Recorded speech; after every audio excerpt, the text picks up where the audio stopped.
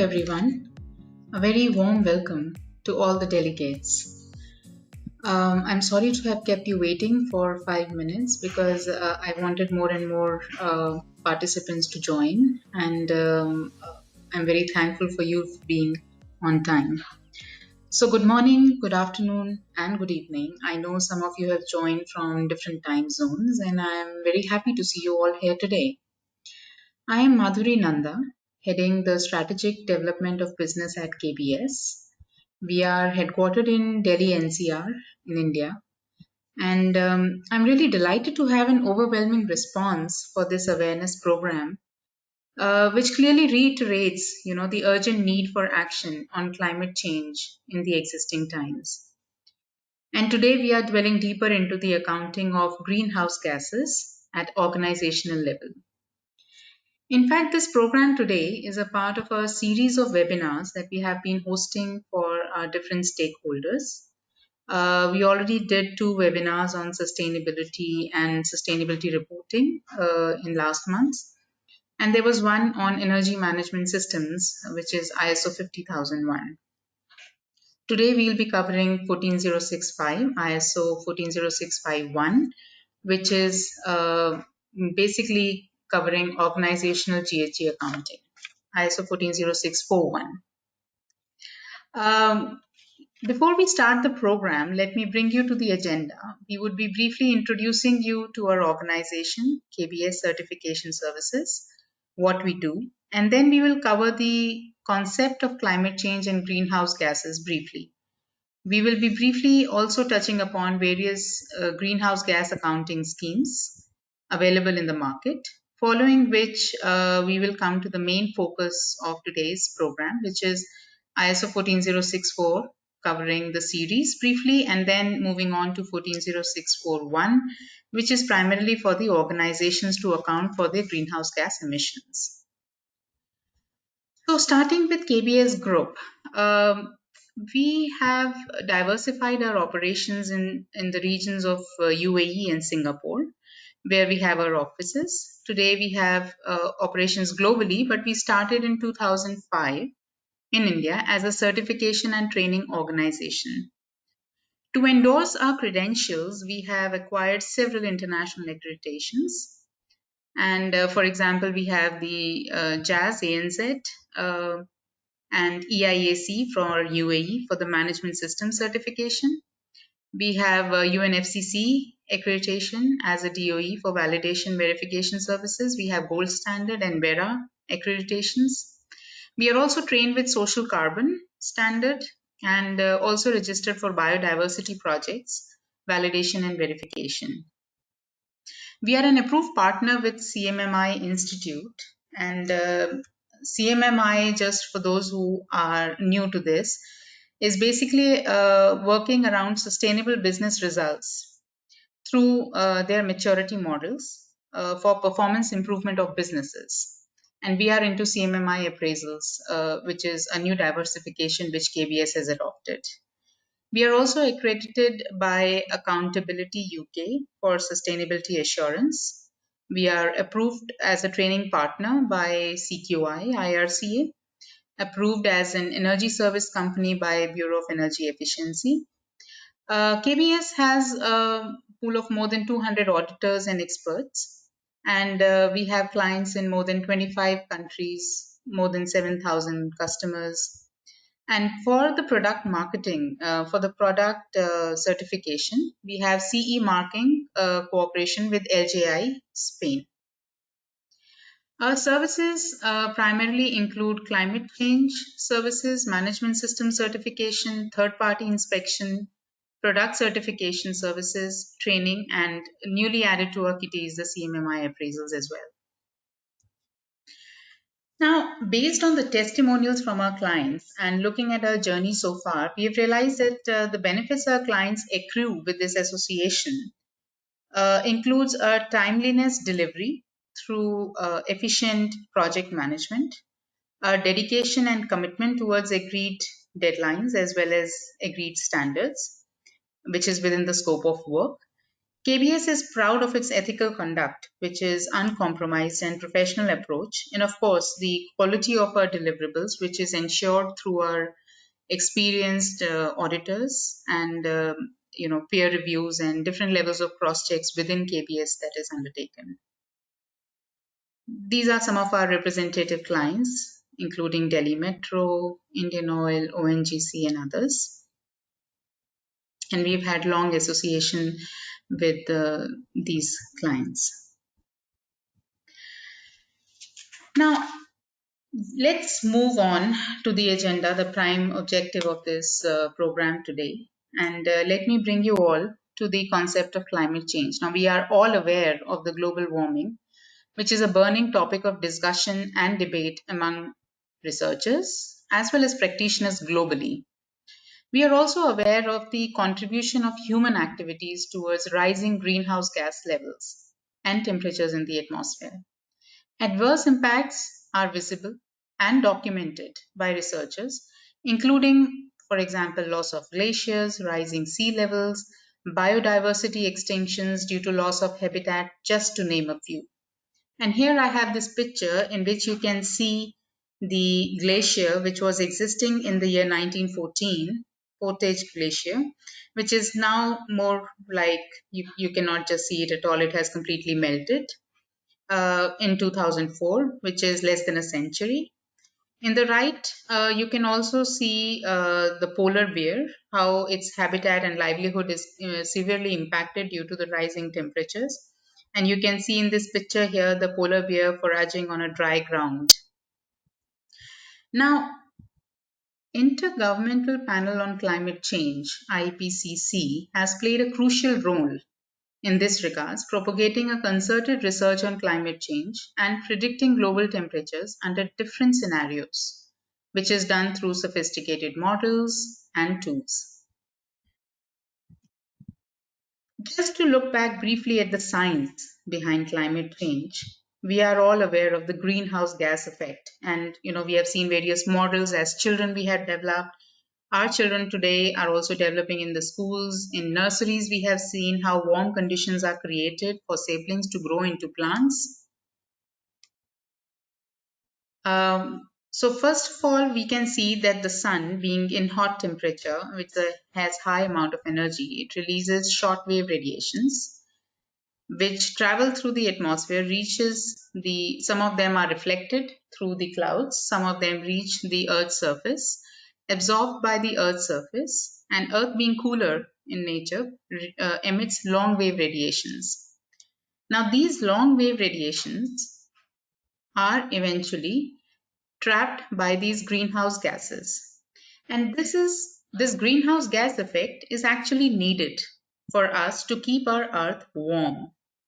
However, with the human activities or the organizations or the projects from these organizations, because of these activities, the greenhouse gases have increased in our atmosphere. And when we are talking about greenhouse gases, these include water vapor, carbon dioxide, methane, ozone, N2, and others.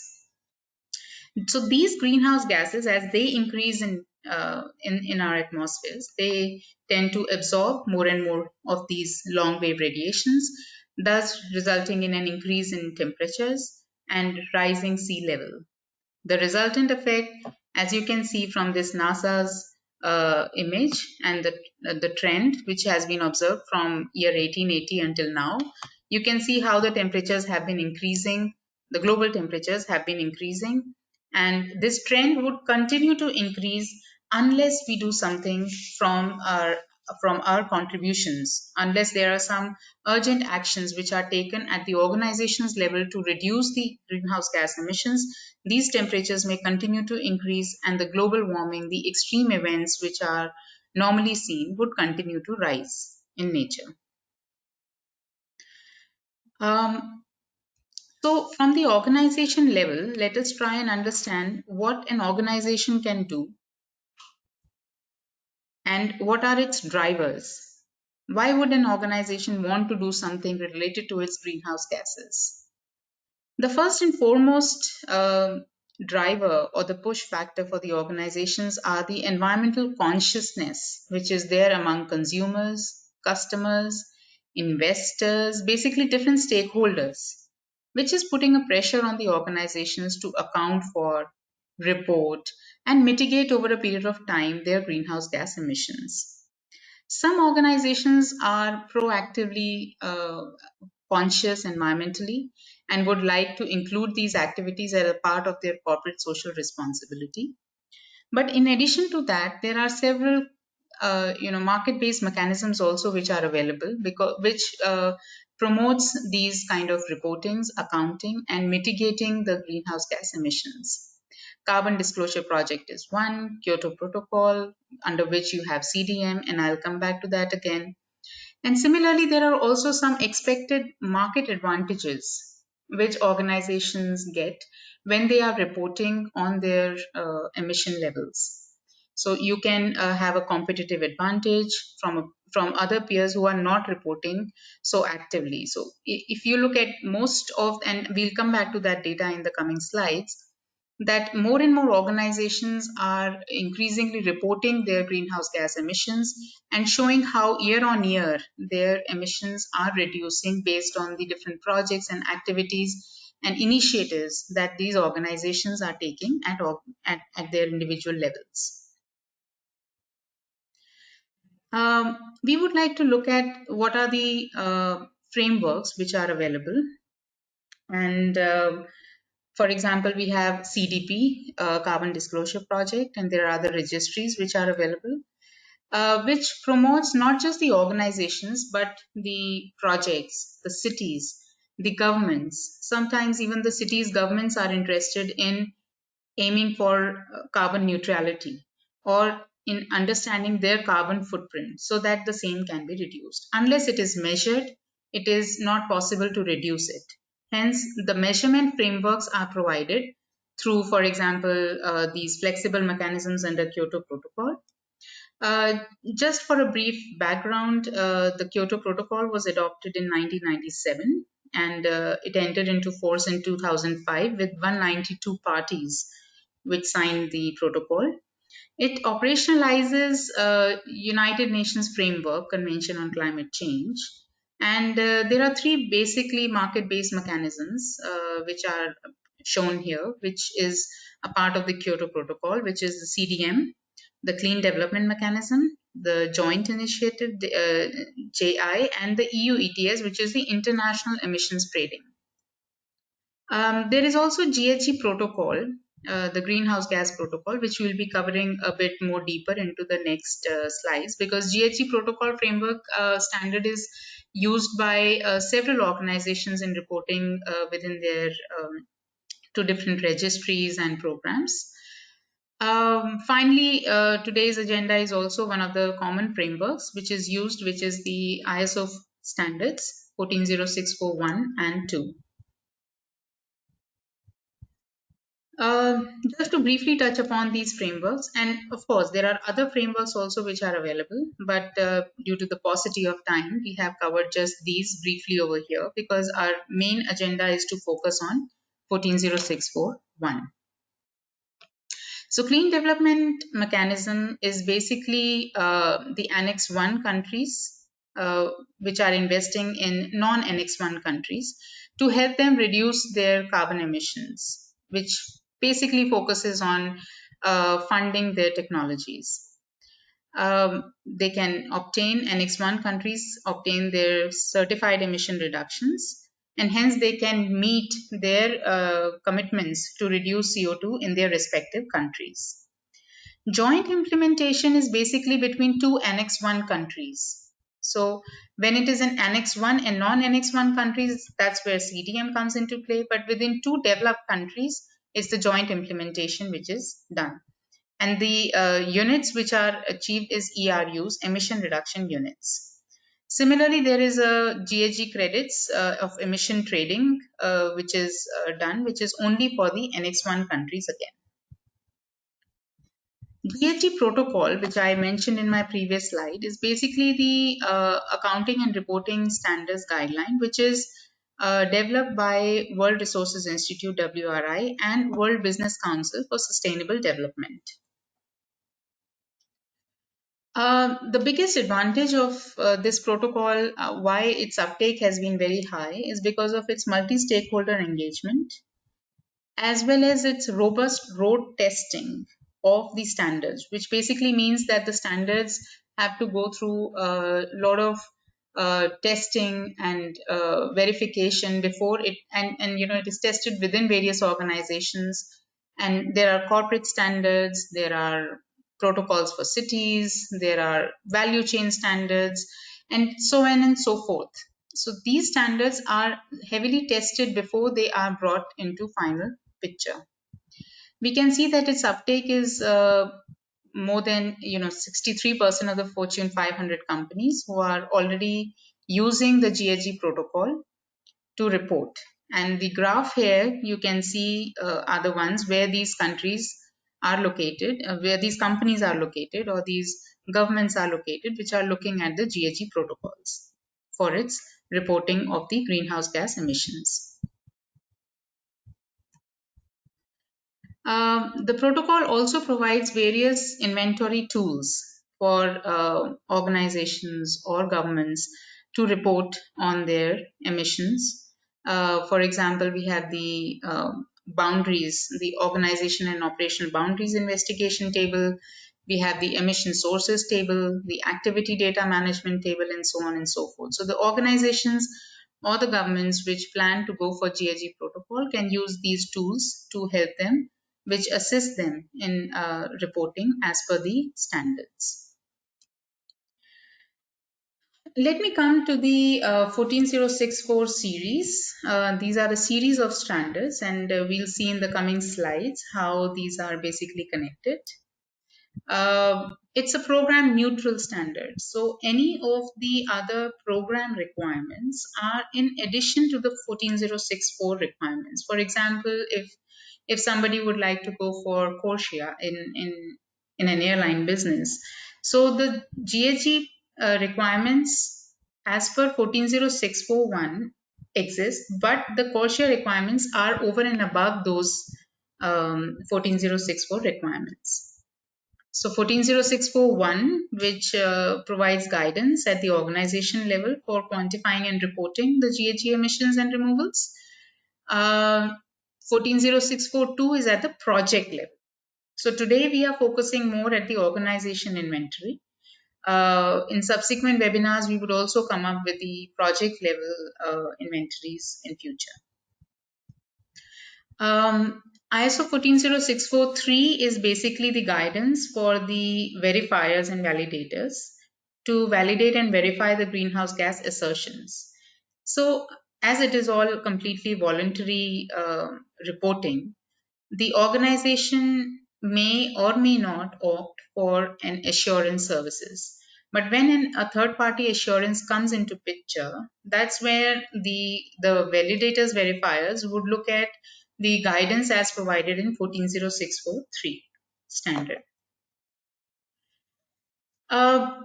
Let's just briefly talk about the process that we have here. We are looking at, on the left side, we have 14064.1, which is basically about the corporations, the organizations, and 14064.2, which is for the projects.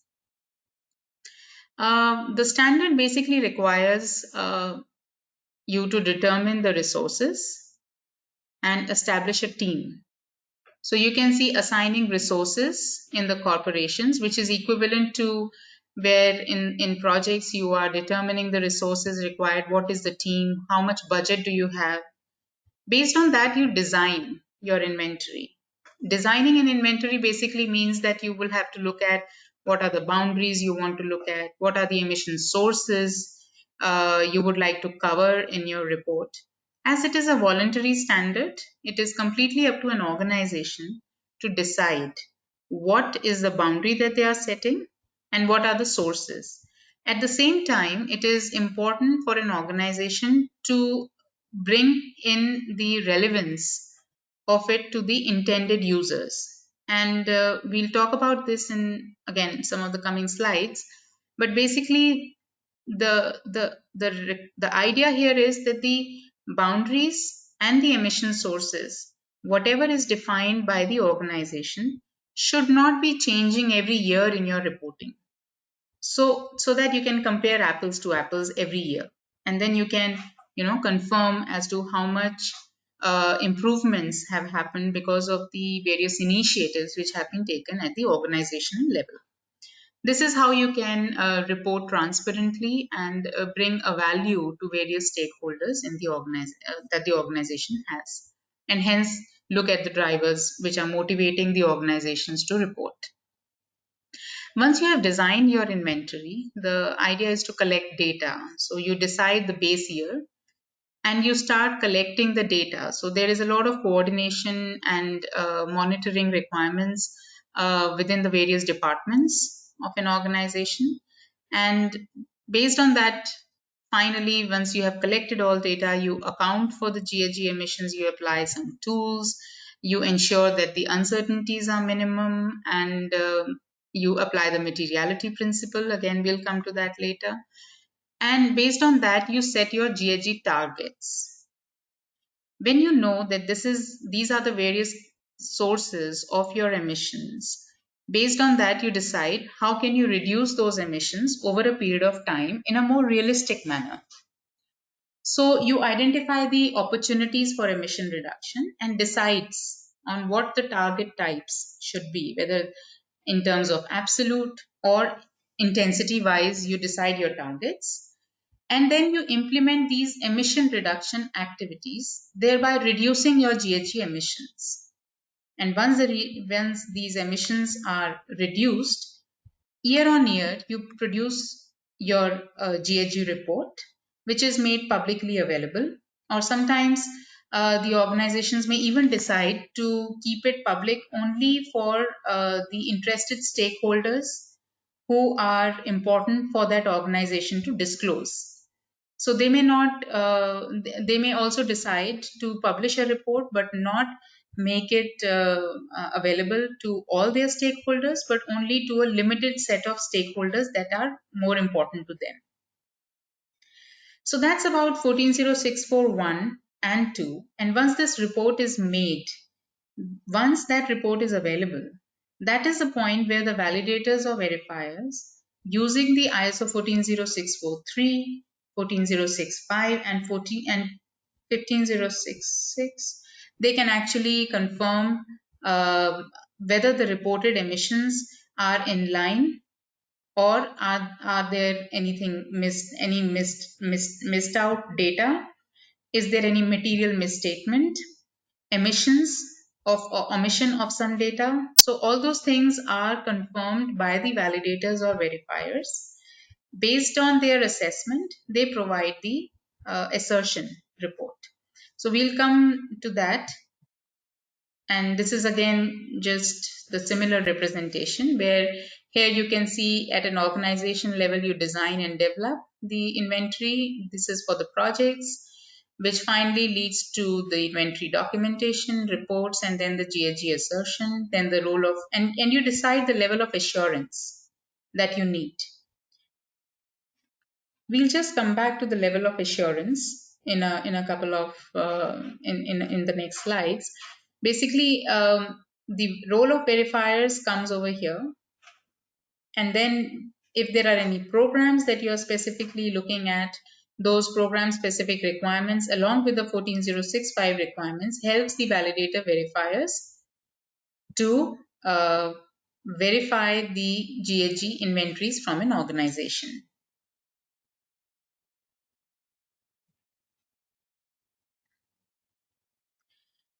Now, as we just mentioned earlier, irrespective of the complexity or whether the organization is in a simple uh, process or in a complex process, the organizations can report to comply with the standard requirements.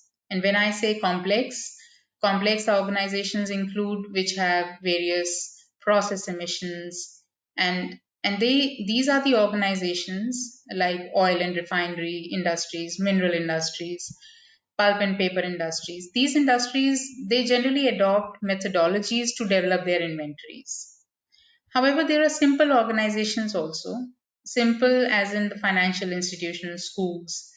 These organizations generally report only on their emission sources. So they define their emission sources, whether it is scope 1, 2, or 3, which we'll again dwell deeper in the coming slides. Um, Basically, they decide on their emission sources and simply calculate those emission sources and report on them. So simple organizations have pretty simple ways of developing their inventories. But for the complex organizations, generally specific methodologies are adopted.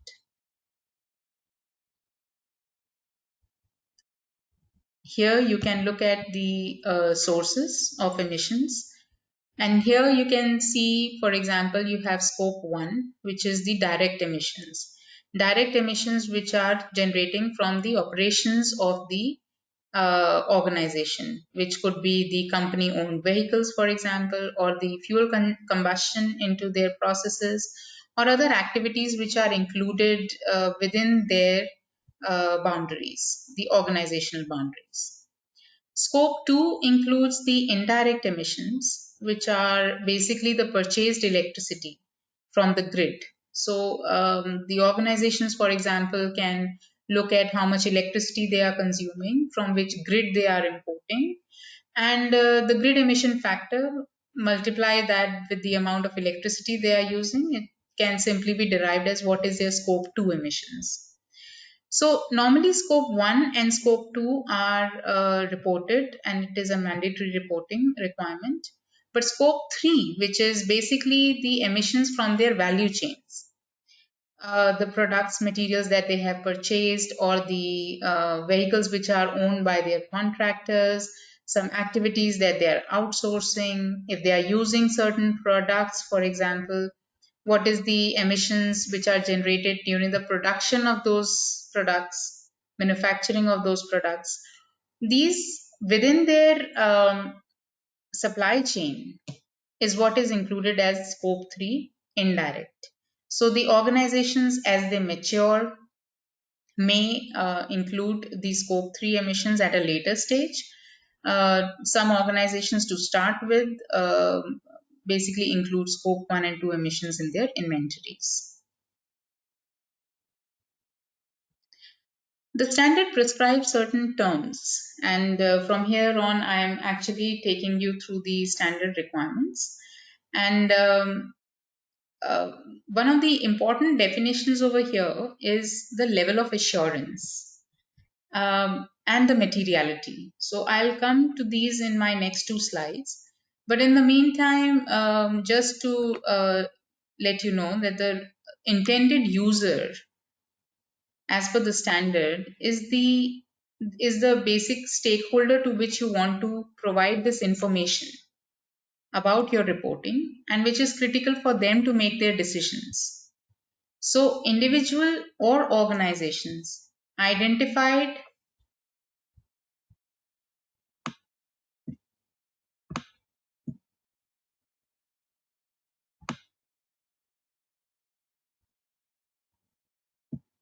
individuals or organizations identified by those reporting GHG related information as being the one who relies on that information to make decisions. These are your intended users. And normally the intended users are the one who are kept in mind while you're defining your organization boundaries, your operational boundaries, and deciding on which emission sources you would like to report on. A greenhouse gas report is a document which is prepared by the organization to communicate its GHG related information to its intended users for them to make decisions. Now, coming to the level of assurance, it's a degree of assurance that the intended user requires in a validation or verification. This basically means that when an organization wishes to report, they have a choice of what level of assurance they want. For example, some organization may start with just limited level of assurance. The basic difference in the limited level of assurance is that the organization's data is not covered in depth in detail by the assurance provider. So the verifier or the assurance provider, which is looking at the GHG report of the organization, would not look at the depth and details of all the inventory data. And hence the assurance certificate, which is finally provided, provides information about the limited level of assurance. Now, for some organizations, depending on their drivers and the need of their intended users, it may be just fine to just report based on limited assurance. But for others, it may be required to have a reasonable level of assurance. And again, the difference in this would be that the assurance provider would actually look at in detail about the complete data set which is available to them, how those information is being recorded, how it is being collected, how it is being monitored, and it goes into deeper calculations of all of these data, and at the end is able to provide a reasonable level of assurance to the organization's assurance report. Materiality is again another concept which is very important. And in today's audience, we have a lot of people who are already working on CDM, Clean Development Mechanism, and other fields, and they are already aware that materiality is a concept which is highly regulated concept in the CDM field as well. It is about the errors, omissions, and misrepresentations in the report. When you are preparing the report, how much of errors or omissions or misrepresentations are present in the report which could affect the GHG assertion, and hence it could adversely influence the intended user's decision. So there is a materiality level which is acceptable, and just to bring you to the just to bring you to the next slide. Here I'm just talking about the reasonable and limited level of assurance, which we already spoke about.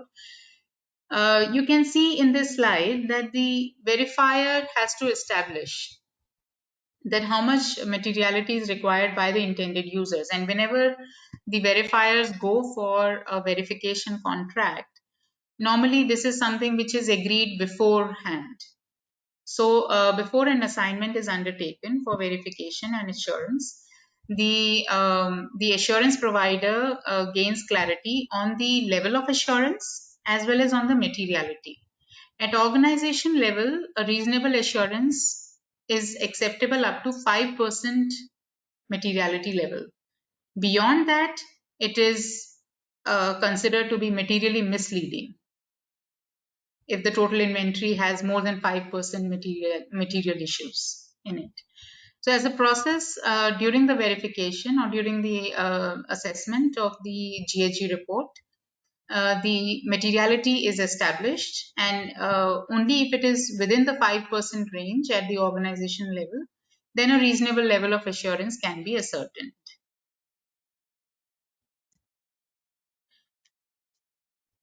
Accounting principles are, as prescribed in the standard, are pretty much common to most of the other principles which we have seen in any kind of reporting, including the sustainability reporting, for example. The first principle is about relevance.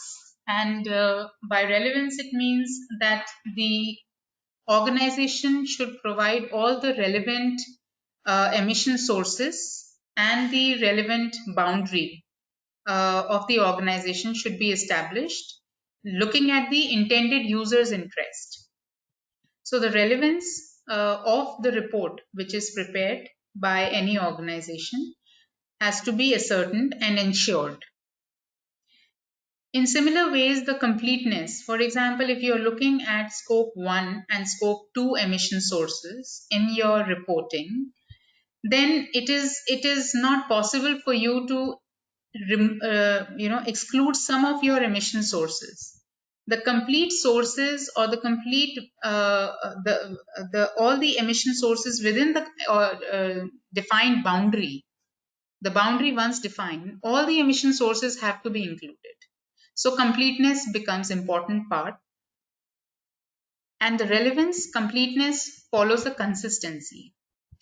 Now, it's important that if an organization is reporting on its emission reductions that they have achieved through its various initiatives in a particular year, then every year on year, comparing apples and apples, for example, you should be able to report on how the performance of the organization with respect to its greenhouse gas emissions is improving over time.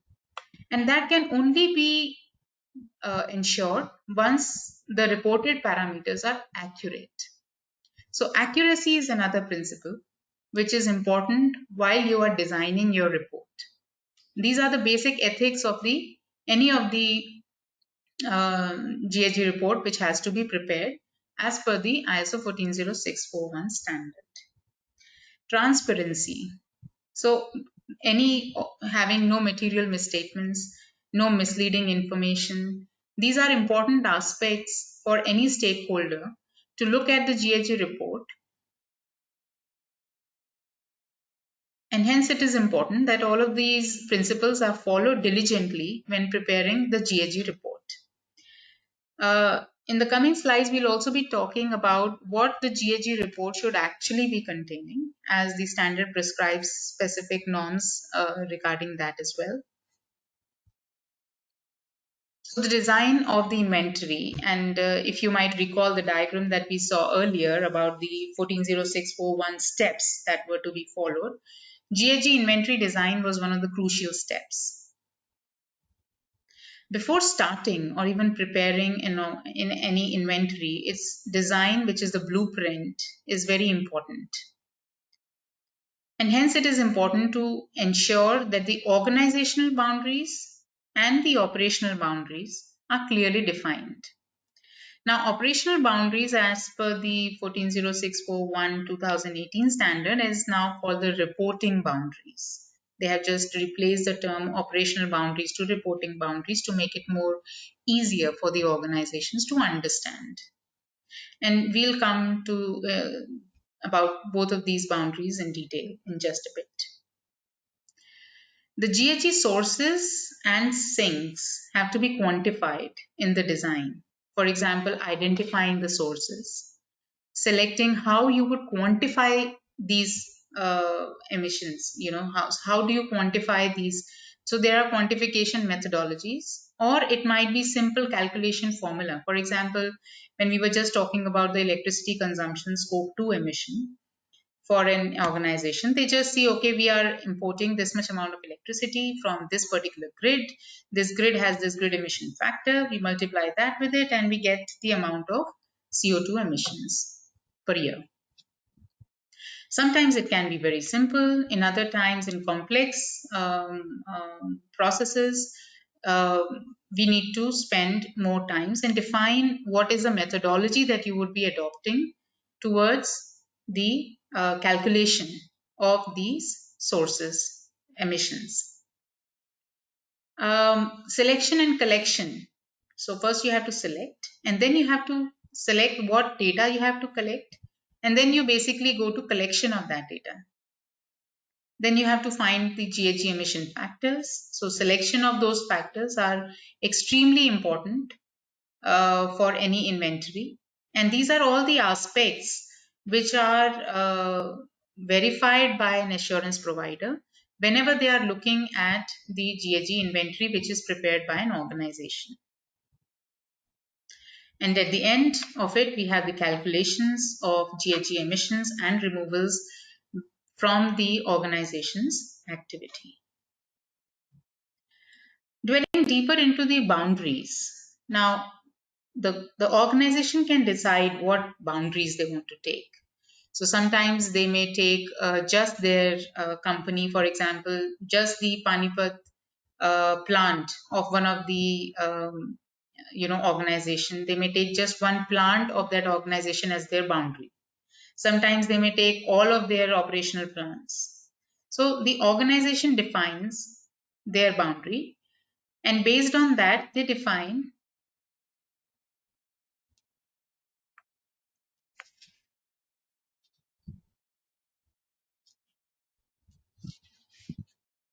Based on that, they define basically what is the approach they would like to take for an organization boundary. Let me just share, for example, if we are talking about an organization boundary, the approach has to be decided whether they would want to take an equity share approach. Like if an organization has an equity share in two organizations, they would want to take both of these organizations as part of their organization boundaries. Or sometimes it could be the approach, could be the control. So whether the emissions from the companies that are owned by the organizations or that are controlled by the organizations. So control could be in terms of the financial control. For example, they have joint venture or they are wholly owned companies of an organization. That has to be decided. Or it could be simply an operational control on an organization, on a company, which they would want to include as a part of their organization boundary. So once the organizational boundary is defined, then the another important question that an organization has to decide is about its reporting boundaries or the operational boundaries as to what emissions they would want to consider. So on one hand, there are direct emissions which are emerging from the greenhouse gases, which are from its own activities. But there are indirect emissions also. One is the energy indirect emissions, which is basically, for example, from the electricity consumption from which is consumed, but the electricity is generated at the grid. So you basically see what is the how much electricity you are consuming. Based on that, you can calculate your emissions. And there could be other indirect emissions as well, which are basically because of the consequences of various activities. And it could spread up to the supply chain of the organization. And as we discussed earlier, these constitute towards scope 3 emissions. So we have scope 1, 2, and 3 emissions, which are basically defined between direct and indirect emissions between the organizations. The sources which are generated could be stationary or the mobile. Stationary sources basically include, for example, fuel combustion, stationary equipment such as you have boilers and turbines, incinerators, engines, etc. Or there could be mobile combustion sources, for example, the movement of your trucks, vehicles, airplanes, boats, ships, vessels, etc. So the emissions which are generated from these mobile sources constitute mobile combustion sources.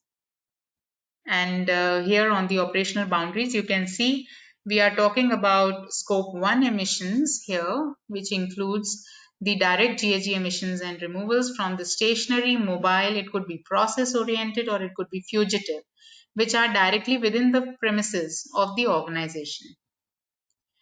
So mobile could be the company owned vehicles, for example. Processes are from the plants and there could be fugitive emissions. But when we are talking about energy indirect emissions, they are primarily only the stationary sources, which is from the electricity which is generated from the grid.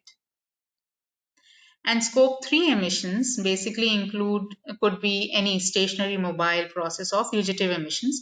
But these are optional. These are not mandatory for an organization to report on. But scope 1 and 2 are mandatory reporting for an organization under ISO 14064-1.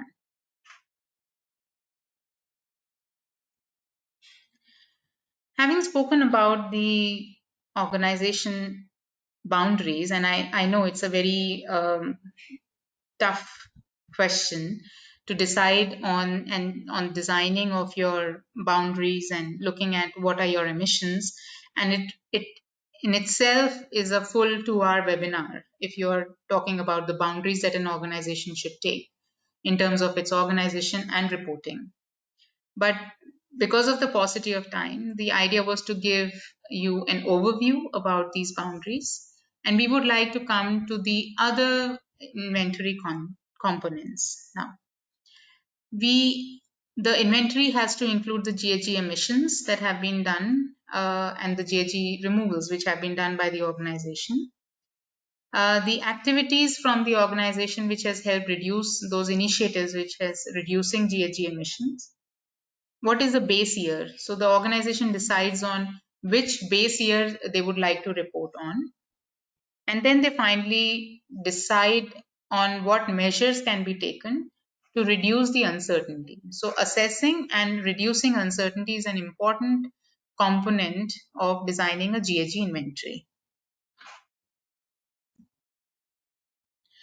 The standard also requires the inventory quality management, and these are pretty much the standard requirements from quality, from environment, and these are different management system standards requirement.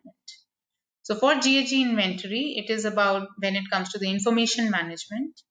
Um, the standard requires conformance with ISO 14064 in terms of the use and accuracy of completeness of the inventory.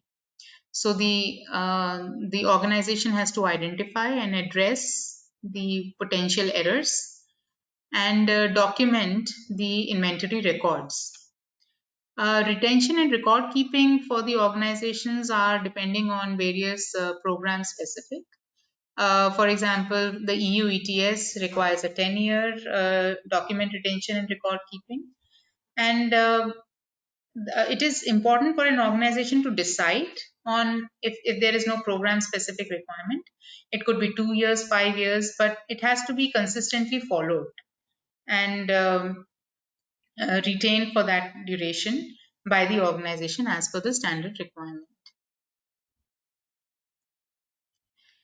GHG report is finally produced as a formal written declaration by the organization, which is verified against 14065 criteria. And this is basically the requirements for the validator verifier to ensure that these reports are developed and maintained meeting the criteria of 14064 and 2. The organization produces a GHG report, and it is absolutely voluntary for an organization to verify it by third party or not. One thing that has been repeatedly, however, argued is that whenever there is a third party assurance provided to a report, it provides a better credibility and transparency to an organization. And that's the reason why a lot of companies, based on their stakeholder requirements, go for a third party assurance to provide that confidence to the stakeholders that the reported data is devoid of any material misstatements or errors or omissions. So the materiality is assessed by the verifying agency, and they provide reporting on those particular standards. Now, as an organization, just to understand when you're planning the GHG report, what do you have to document? And it is very clearly provided in the standard documents that the organization should provide the objectives of the report, like which are the intended users, what are the organization's policies, strategies, overall responsibility, which department, which person is responsible for preparing and producing the report. The organization also has to plan on the frequency of the report. Because it's a voluntary standard, sometimes the organization may also plan to go for year annual reporting or 2-year reporting, depending on completely their level at which their comfort is. Period for which the report is valid is also to be planned. The report format has to be planned, and data and information that has to be included in the report in terms of its organization and operational boundaries have to be planned by the corporations. Dissemination of the report. That is an extremely important aspect because some organizations may plan to put it on their website. those companies who are producing an GHG report for example, for some schemes like CDP, they go for carbon disclosure projects. They basically provide dissemination through their platform. Some may have specific stakeholders or intended users in mind, so dissemination is made. So the plan for dissemination is decided based on the intended users and the motivational drivers which we discussed in the initial slides. What are the drivers for the organizations to report? The content of the report is typically, I mean, though it is not a mandatory requirement, but typically the GHG report content includes the organization's description, reporting period, person who's responsible, the boundaries, and we discussed about all of these in the last slide. But you also have to see that there is a specific section required for direct GHG emissions, and each greenhouse gas has to be provided. Then there is energy indirect GHG emissions. So these are scope 1 and 2. Scope 3 is voluntary. So if the organization is planning to go for the scope 3 emissions as well, so and they could also decide on which scope 3 emissions they would want to include. So that can also be voluntarily decided by the organization and reported in their GHG report. Um, Explanation of exclusions. If any particular sources or sinks, for example, if you are avoiding scope 3 emissions and some of these are included but others are not included, then an explanation of the exclusions are also important to be included, to be provided into the report. The historical base year, the emission factors, and finally, it is important to have a GHG statement that the organization has reported in compliance with ISO 14064. And to conclude, the report finally provides whether a third-party level of assurance has been provided to the data available in the report or not. And in cases where the third party verification is done, an assurance statement is also provided um, in the GHG report itself, or as a separate statement which is provided by the third party provider.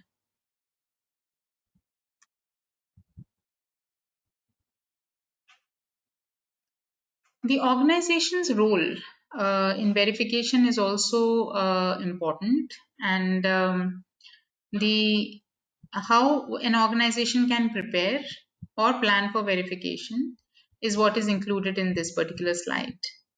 So when an organization is going for a third party verification, it's important to understand what the verifier would look at, which is what is provided in ISO 14064-3, which is why once the GHG report is prepared, the verification aspect is important.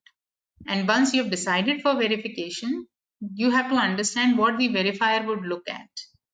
You have to determine the level of assurance which you would require. So if it is a reasonable level of assurance, it would need more time from the verifier, and one has to be more confident in terms of the data which have been provided in the GHG report. Um, As an organization, along with the verifier, the company agrees to the verification objectives, materiality, and criteria, and ensures that adequate roles and responsibility of staff is provided so that the verification can be smooth. Um, once once the verifier is decided, while planning for the verification, the organization ensures the scope, criteria, and level of assurance is defined. The roles and responsibilities are clear. And the competent verifiers are available who have the adequate amount of knowledge and background and competence to provide third party assurance to the GHG report prepared by the organization.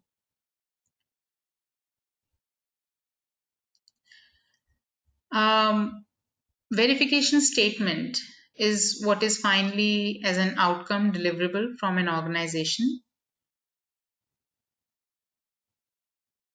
And this verification statement provides information related to um, the these the level of assurance, how much in depth the details have been undertaken, what are the boundaries, what are the exclusions that have been done. The verifiers also provide some level of recommendations on what should be included, what could be done better for the next years, what activities could be improved, and so on and so forth.